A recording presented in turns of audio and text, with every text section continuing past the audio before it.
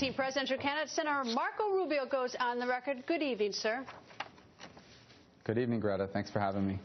Thank you for joining us. Senator, you and Donald Trump are both calling Senator Ted Cruz a liar. Actually, you use more polite words. You say that he makes things up. I don't think you've used the L word.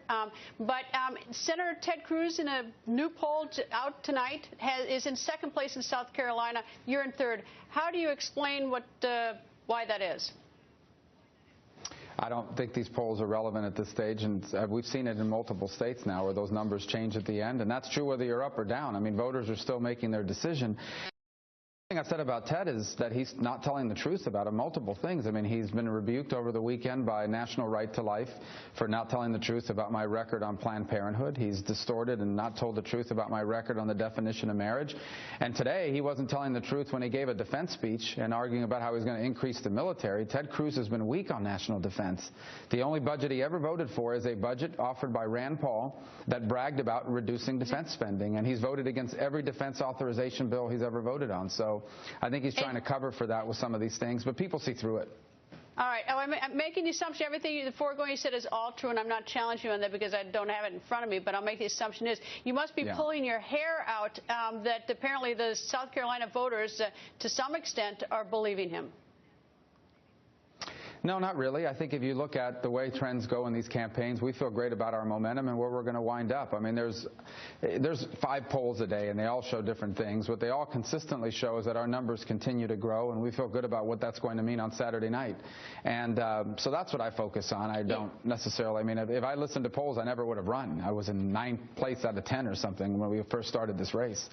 Which brings me to Facebook. I asked my Facebook followers to submit some questions, and Marlene Lutz put a question on my Facebook page. It says, at what point in your, meaning you, sir, your political life did you feel qualified to run for President of the United States? What did you say to yourself to come to this decision based on your history? Yeah. Well, first I looked at our party and I said the Republican Party needs to be unified and it needs to grow. We have to be able to take our conservative message to people who are not voting for Republicans and conservatives. And I can do that better than anyone in this race, and I knew that. And the other is the most important thing a president does is national security. And if you look at the Republican field and the people who are left, I have more experience than anyone else running when it comes to national security and foreign policy. And it's not even close, actually. That's the most important job of a president. And so when I saw that and I said we had to have someone running who could win and who was strong on national security, and that's when I knew that I had a chance to not just be the nominee but be the president at a time when America desperately needs a new commander-in-chief. The Constitution says that the president shall nominate someone to the Supreme Court, and the president has received a lot of criticism from the Republican side of the aisle saying that he doesn't pay attention to the Constitution, and they point to his executive orders. Now he's faced with the clause that says he shall nominate, and some Republicans say that he shouldn't. What do you say? Well, look, he can nominate if he wants. We're just saying the Senate's not moving forward on any nomination until after the election.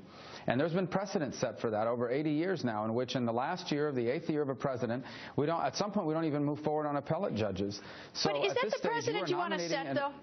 I mean, at some point the shoes could be on the other foot. And you've got the situation where President Ronald Reagan nominated Justice Kennedy in the last year of his presidency, and that was then he was confirmed to the Supreme Court. I mean, I know that the Republicans say, well, the Democrats did it this way, so now we're going to do it this way. Why not at least have a hearing, and you can reject the nominee? Well, again, I think I agree with Senator McConnell. We're going to have an election in November. And in November, when we have this election, voters are going to get to choose a president. And a big issue in this campaign is going to be what kind of justice should replace someone like Justice Scalia. Justice Scalia is perhaps the foremost jurist in American history for the idea, the reality, that their job is to interpret the Constitution according to its original meaning. He needs to be replaced by someone just like that. You're not going to get someone like that from Barack Obama. But again, in November, there's going to be an election, and if Hillary Clinton or Bernie Sanders wins, I don't believe they will, but if they do, then that's the kind of jurist they're going to get something different. But if not, then the next president will be someone, me, I hope, who will appoint someone like Justice Scalia to the bench. So in November, voters are going to have a say on this, and then we'll move forward from That's what I think the appropriate approach is at this moment. We're not moving forward in the Senate, and I'll do everything I can procedurally to stop us moving forward. But again, the majority leader has said we're not going to do anything, and so I feel comfortable with that. Senator, nice to have you join us, and good luck in the primary, sir. Thank you. Thanks, Greta.